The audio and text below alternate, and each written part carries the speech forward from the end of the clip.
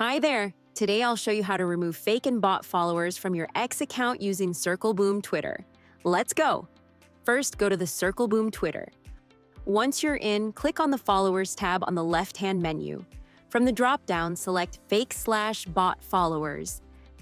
This will show you a list of accounts that Circleboom has identified as suspicious or spammy. You can also use the filter options on the right to refine your list even more.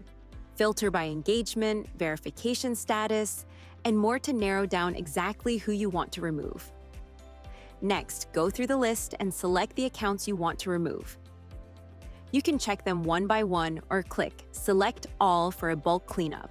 Once selected, click the Remove Followers button at the top.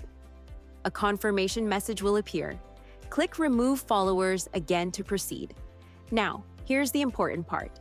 To complete the removal, you'll need to install the Circleboom Remove Twitter X Followers extension from the Chrome Web Store. Once installed, Circleboom will queue your selected accounts and start the removal process. Just hit Start on the extension. And that's it! In just a few steps, you've removed fake and bot followers from your Twitter account.